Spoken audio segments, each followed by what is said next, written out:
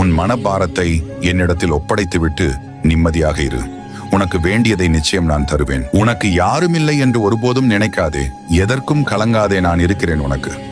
ஈசன் என்று என் நாமத்தை சொல், நான் உன் கூடவே இருப்பதை நீ உணர்வாய். உன் உள்ளத்தில் நின்று உன் உயிரினில் கலந்து உன் நிழலாய் உன் மகனாய் உன் கூடவே உனக்கு துணையாக வருவேன். உன் ஜென்மம் ஜென்மமாய் உன்னை தொடர்வேன்.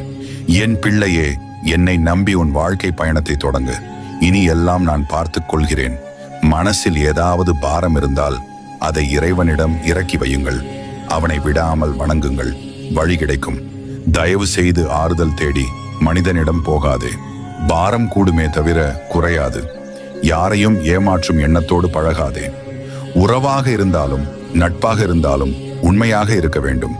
உண்மை நேர்மை எல்லாம் அழியாத சொத்து. காலம் செல்ல செல்லதான் அதன் மகத்துவம் தெரியும். அடுத்து என்ன பண்ணலாம், உன் வாழ்க்கையில் இன்னும் என்ன நன்மை செய்யலாம் என்று உனக்காக நான் யோசித்துக் கொண்டிருக்கிறேன். ஆகையால் உன் வாழ்க்கைக்கு நான் பொறுப்பு. உன் வாழ்க்கை அழகிய பூக்கள் போல் மலரும். பூந்தோட்ட மரம் மறிய போகிறது. உன்னுடைய நிம்மதியும் சந்தோஷமும் உன்னை வந்து சேரும் நாள் நெருங்கிவிட்டது.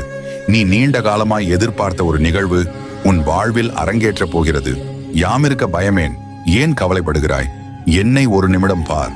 நான் உனக்காகவே உன் வீடு தேடி வந்திருக்கிறேன். இனி உன்னை விட்டு எப்பொழுதும் நான் போக மாட்டேன். நீ நினைத்த அளவிற்கு உன் வாழ்க்கை தரத்தினை நிச்சயம் மாற்றி தருவேன். என் பிள்ளையே, பாச போராட்டங்களுக்குள் மாட்டிக்கொண்டு தவித்தாய். அதிலிருந்து வெளிவந்து வாழ்க்கை போராட்டத்தில் வெற்றி பெறும் கட்டாய சூழலில் உள்ளாய்.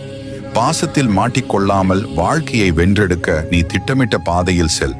தடையாக நிற்கும் மாயைகளை கண்டு தயங்காமல் முன்னேறு.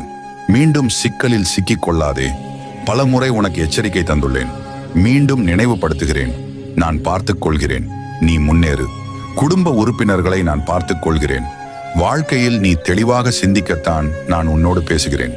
உன் தன்மானத்தை மனசாட்சிப்படி நீ நடக்கும்போது அதை பிறர் திமிர் என்று கூறினால் கூறிவிட்டு போகட்டும்.